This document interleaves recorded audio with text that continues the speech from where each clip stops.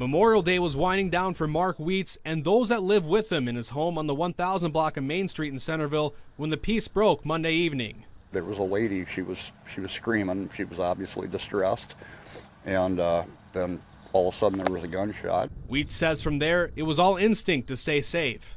I had two people in the house, and I told everybody kind of take cover, and then about 4 more rounds went off after that. Trailhand Bill, live from South Florida. Y'all, I'm in Miami tonight. How y'all doing? It's kind of late for me to be making a video. I was about to relax, man. I seen this come across my screen, South Dakota. Very seriously, my condolences. I have no idea what we're about to learn here. Like I said, former mayor, triple homicide. I don't take these things lightly. This is not just about content for me. This is about awareness. This is about us knowing what's going on in our nation.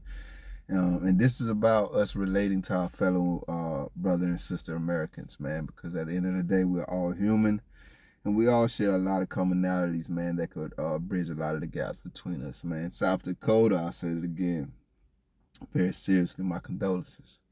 Apparently 3 people were murdered by a former government agent. Make sure I'm talking loud enough as we see what's going on in our brother and sister land. There was a lady, she was screaming, she was obviously distressed, and then all of a sudden there was a gunshot. Wheats says from there, it was all instinct to stay safe. I had 2 people in the house, and I told everybody kind of take cover, and then about 4 more rounds went off after that.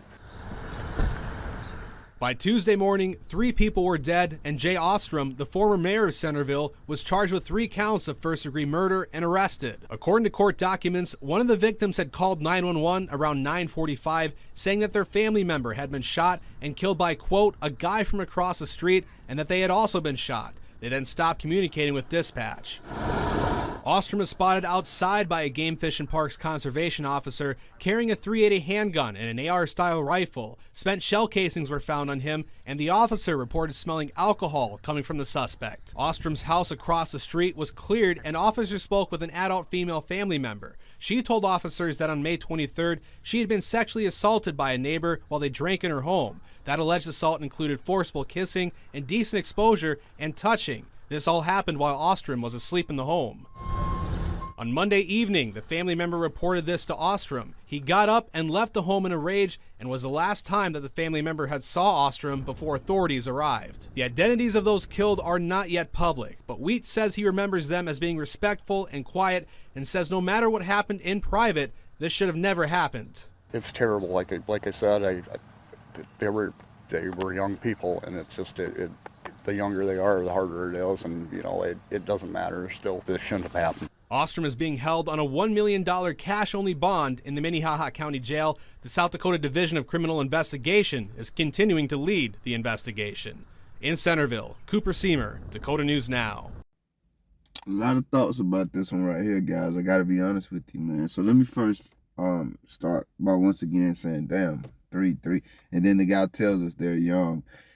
You guys don't really like when I bring you the videos and I'm giving you like all the details. And I can't even really say you don't like it. Maybe that's not like the format that I'm best at. So these quicker snapshot videos are better. But I would love to like look up this former mayor and see what his history is and find out what the, more personal background on the victims and maybe even the accuser. But they're definitely gonna hide her identity. And I will say his or her, even though I'm pretty sure I remember them saying it was a female. But yeah, man, 3 lives lost, and the gentleman says that they were young, and then also his family and that entire community. You got to think through things like that, man. It's kind of like you can just think about these situations and get mad at whoever you're mad at, and then feel grief and compassion for whoever you feel grief and compassion for. But it's just so much more going on. I always say context matters, man. So I think about this gentleman and being in his shoes. Just imagine you're there with your family and you hear gunshots go off and then you hear more gunshots go off. And you got to think, like, I got to get my people safe. Just put yourself in the shoes for a minute, man, before you just jump into your emotions about this situation. My suggestion, anyway. Definitely praying for them in that community. I got a question for dads, man, and just men. Like, I'm talking to I don't want to insult anybody here, but manly men here, guys. If a woman in your life, your wife, your daughter, anybody, your sister, your mom came to you and said, hey, a guy did something to me. Because a lot of guys are this type of guy and they're proud to be this type of guy. That's why I'm asking this question. Would you go and immediately hurt the guy that was accused, like jump on him, murder him or something like that? I don't. And I'm not saying the women in my life are better than any other women in life. You know what I mean? We're all human, but I wasn't raised by women like that, and therefore I don't think like that. And like the women around me, they're not really like that. Like my family members, cousins, sisters, and things like that. And I definitely don't associate myself in a dating world with women like that. But I will say there are just way too many cases out there, man, of women, fabricating these stories about men victimizing them or anybody victimizing them. And then we find out on the back end that it's not true.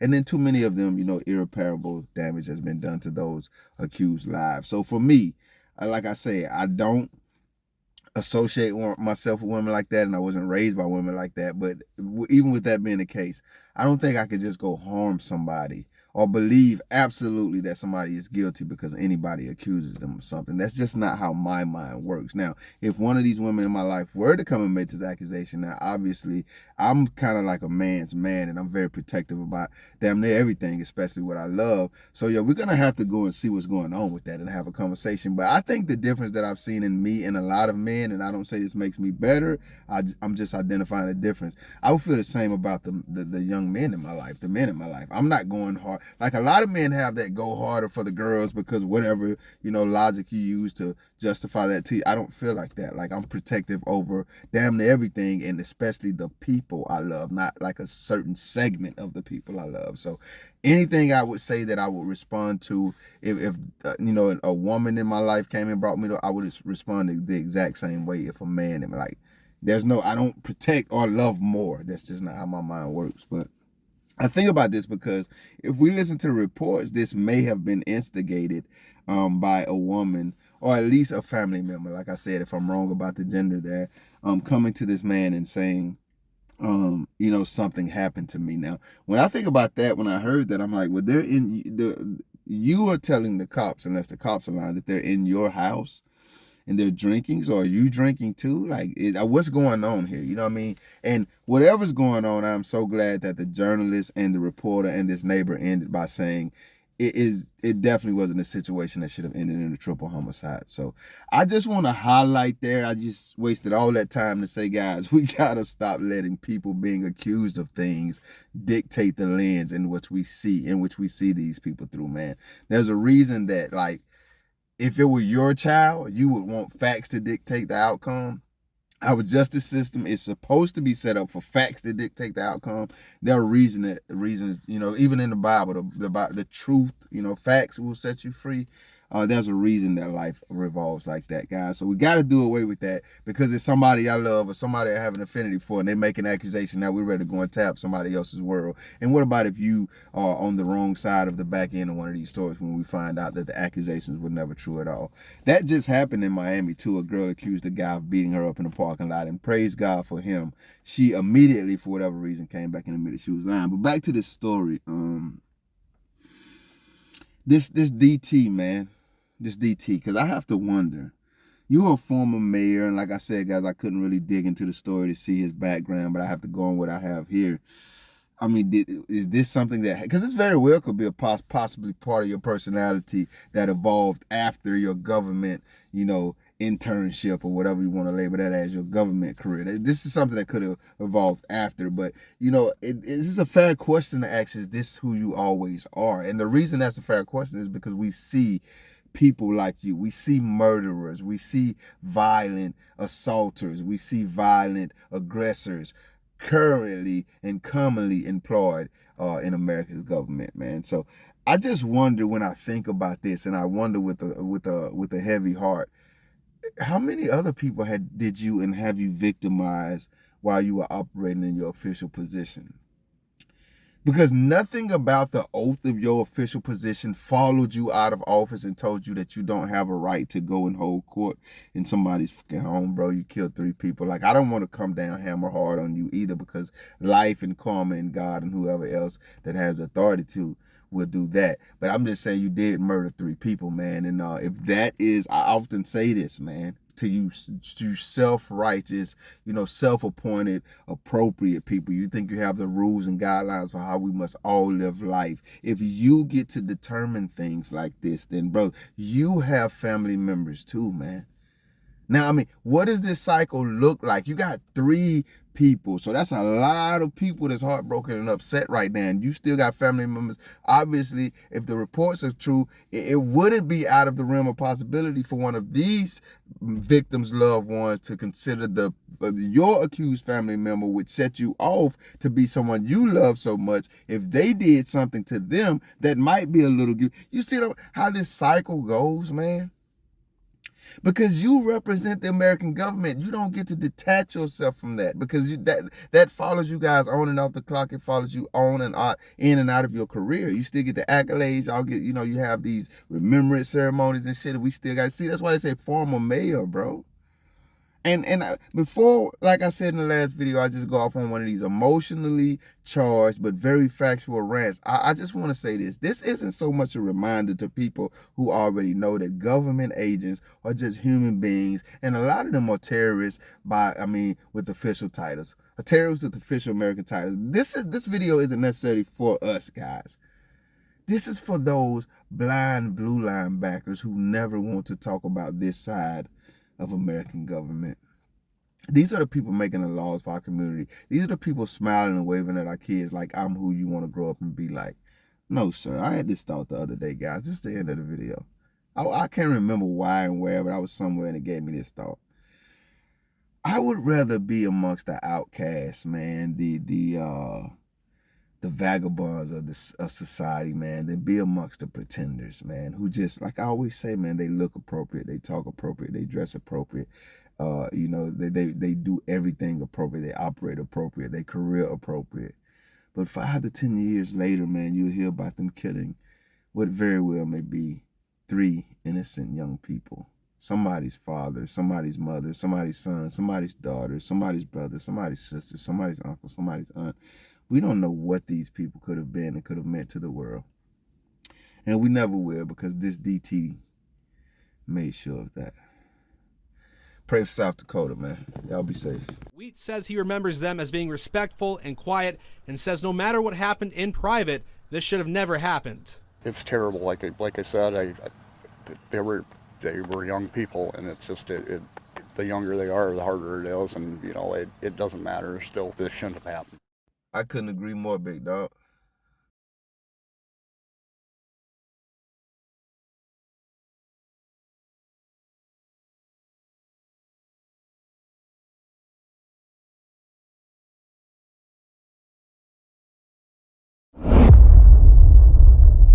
Thank you if you made it this far. If you liked the video, feel free to hit that thumbs up button. I greatly appreciate it.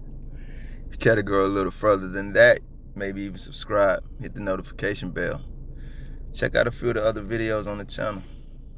Either way, y'all be safe. There was a lady, she was screaming. She was obviously distressed. And then all of a sudden there was a gunshot. Wheat says from there, it was all instinct to stay safe. I had 2 people in the house, and I told everybody kind of take cover, and then about 4 more rounds went off after that.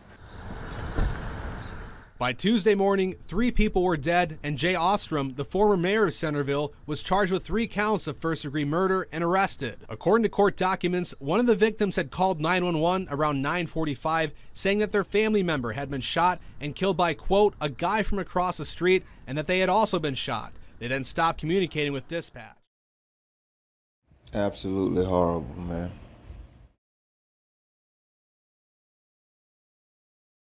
So I need y'all to please forget the bad audio, man. But in editing the end of this video, I was able to find pictures, obviously, of the victims. Paul, I don't want to say his name wrong, 26, and Zach, 21 brothers, and then Timothy. Rest in peace to these guys. Somebody's sons, potentially fathers. It's crazy, man. And we also get to find out that the accuser here was the DT's wife, and she admitted to drinking with one of these gentlemen and then went on to say that one of them assaulted her. I don't know. I don't take false accusations any more lightly than I take assault, no matter who's guilty or who's the victim. I do know, though, that if she was voluntarily assaulted, sir, after murdering 3 people, a lot of other men and maybe even women are going to have a chance to assault her. And you're not going to be around to murder anybody, I'm pretty sure. And if none of that is enough for you guys, as it was for me, this guy also, and I mentioned this, man, has a very tenured history with terrorizing South Dakota citizens. If our domestic terrorist-loving government wasn't so quick to back these treasonous murderers up because of their career affiliations, maybe it wouldn't have cost South Dakota and America 3 more innocent lives.